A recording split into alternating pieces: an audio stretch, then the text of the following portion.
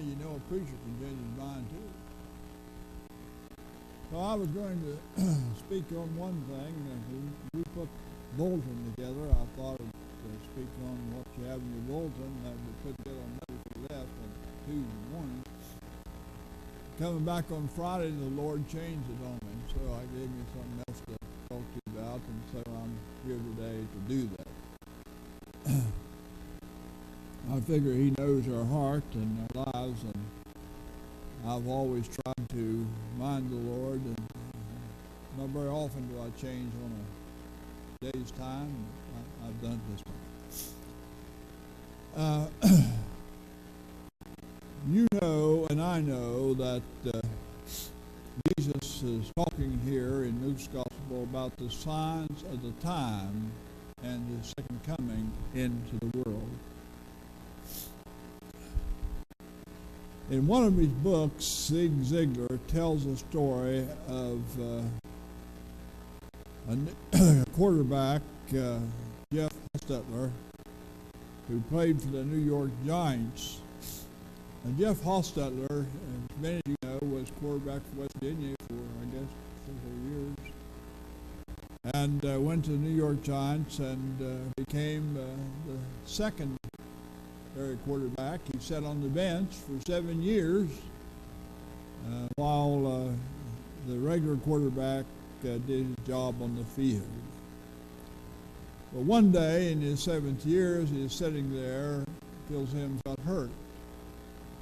And the coach had to take him out, and he couldn't complete the game. And the coach walked over and said, "All right, Jeff, you're up. It's your turn." So Jeff jumped off the bench and ran out into the field and became the quarterback for the New York Giants. He won that game and won every game for the rest of the season and went on to win the Super Bowl. But Ziegler says that's not all there is to tell about Jeff Hostetler, about the fact that he went on to win the Super Bowl. That's just part of the story. The other story has to do that for 7 years, for 7 years, Jeff Hostetler every day had a rope with a tire on it that went back and forth. And a man backed behind that tire, and Jeff practiced throwing the ball through that tire. Time. He spent hours throwing the ball through that tire that swung back and forth. And then he said that wasn't all, but Jeff Hostetler got the receivers and the others who would be taking the ball from him on the field, and they practiced with him. They practiced hour after hour after hour. But that wasn't all of it either. Jeff Hostetler spent all kinds of time in the gym doing push-ups and sit-ups and back strain things and so on. And he literally spent hours on hours in training and getting ready for the day when the coach would say to him, "All right, Jeff, it's your turn now." He said the coach didn't say, "Are you ready?" because he knew Jeff Hostetler was ready to play the game. Well, there's a real sense in which all of us need to get ready for the coming of Jesus Christ into the world. Do we not? That's what Advent season is all about, getting ready for the coming of Christ. The other day in preparation, I cut this out of a book I had, and I thought you'd be interested in it because I was interested in it, and I figured if I be, you'd be too. That we live in a time when we are surrounded by signs, and we are signs everywhere. There's an old song from the 60s that said, sign, everywhere a sign, blocking out the scenery, breaking my mind, do this, don't do that, can't you read the sign? So they are true, there are signs everywhere. Some of you grew up in an era when there wasn't any interstates. Can you remember when there wasn't any interstates in West Virginia? I can. Drove the roads when there wasn't any interstates in West Virginia. Most travel back then was done on two-lane roads, and along these roads would often be posted a series of 5 small red signs with white letters.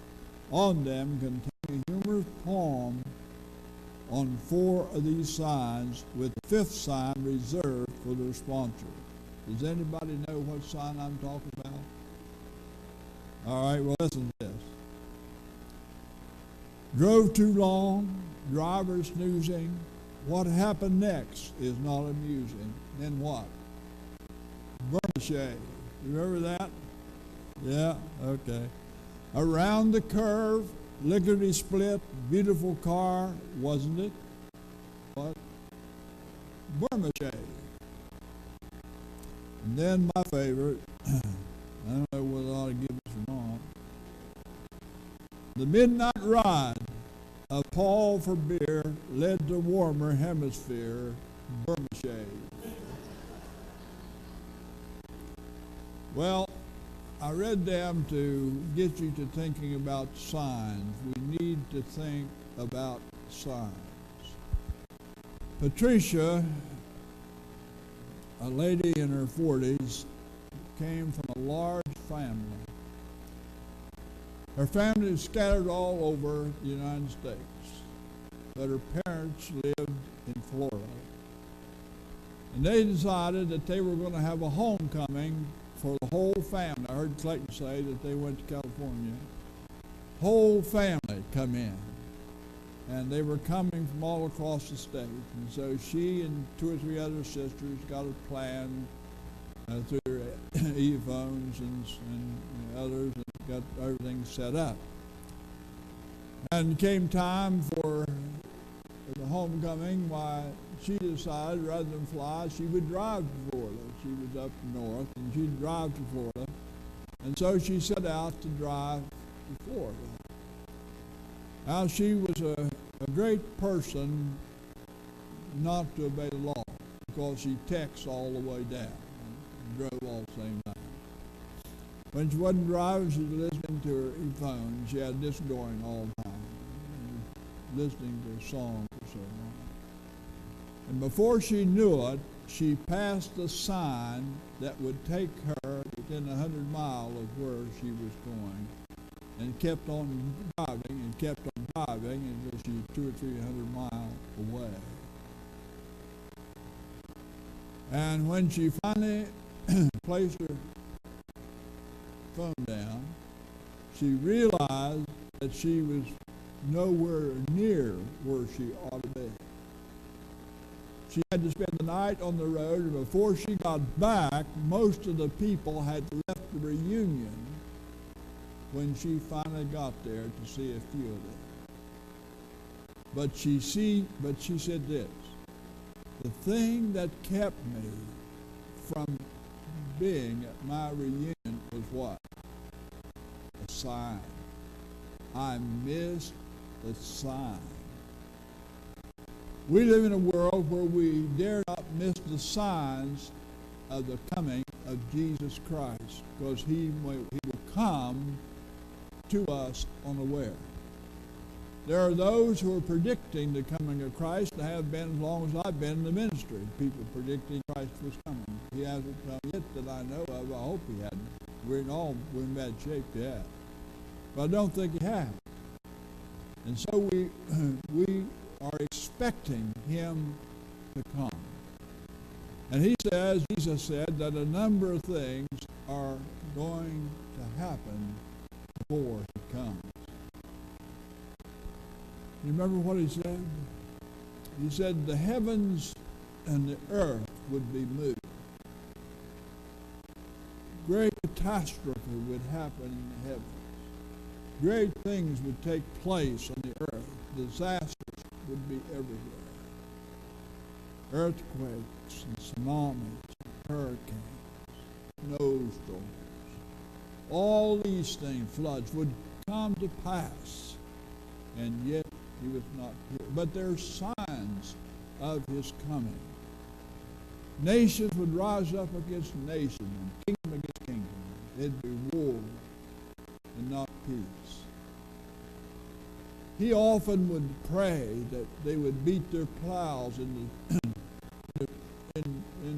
pruning hooks, their swords into plows, and so on. And so the end of time would be something more than what we would expect.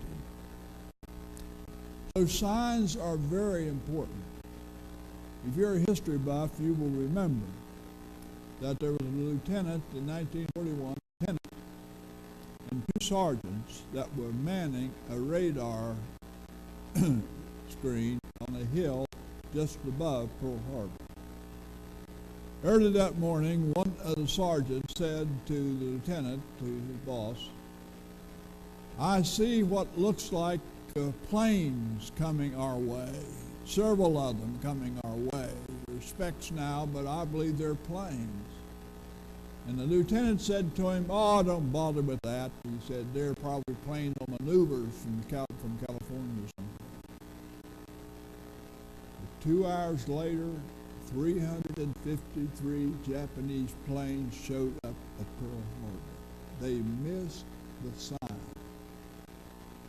They literally missed the sign.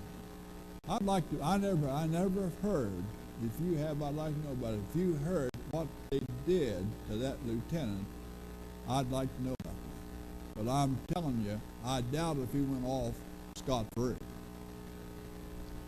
He missed the signs that he needed to be looking for. Now, Christ came into the world to tell us and to show us what we needed to look for.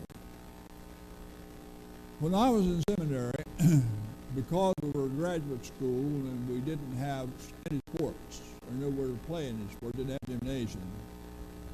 If we wanted to play basketball, for example, we had to go to the high school, which was just a few blocks away, and they would let us use the gym. You'd go there and shoot basketball and so on and play.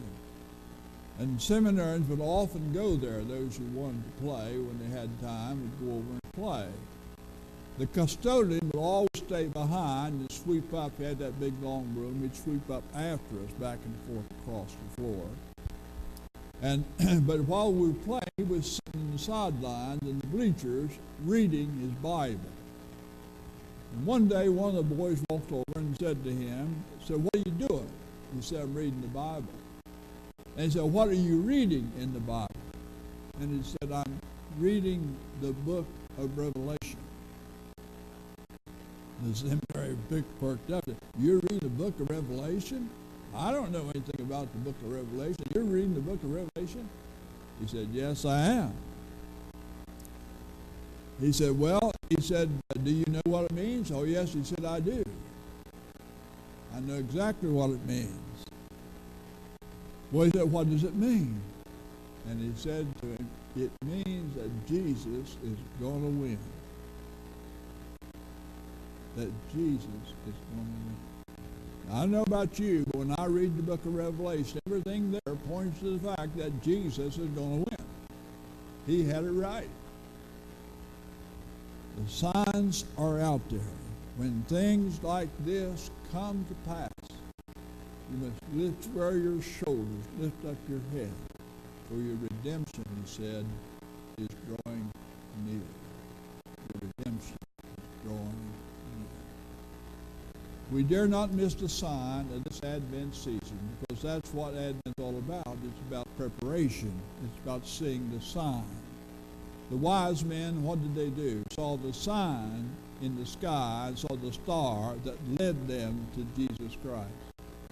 If you were planning on attending the Advent study for this season with us this evening, it's all about evil, Herod, the evil man in the world. And now evil sought to stamp out everything that was good, and that's what's happening today in the world. Is that not right? If you don't believe the way the ISIS people believe, they shoot you or behead you or put you in a grave still alive. You know. They're away with you, in other words. It's a price you pay. Could you imagine being stood up and somebody coming by, and you knowing very well that if you say you're a Christian, they're going to shoot you or do something else to you, and they say to you, "Are you a Christian?" Or they might say to you, "Are you a Muslim?" If you said no, it's the same thing as saying I'm a Christian. But they say, are you a Christian? Yes, I'm a Christian. Bang, you go down. The times are coming upon us all around us. Earthquakes, hurricanes, tsunamis, disease and sickness are rampant all across the world today. Although we've done more to eradicate sickness and some diseases than you could ever think possible, yet it's still growing in leaps a day. It's all about us. Friends, our redemption draws near. The first coming was real. We need to prepare our minds and our hearts for the second coming of Jesus and the first coming of Christ in the world today. It's not about fear, it's fact and faith that what he says is actually true. I want to close with this story. During the Iraq War, the Air Force over there was flying sorties for the United States government, done a magnificent work. The fellow who was in charge, the officer who was in charge of the Air Force at the time, had a rule that when a team, a pilot and his crew, flew 300 sorties, they got 30 days leave and they came back to the States.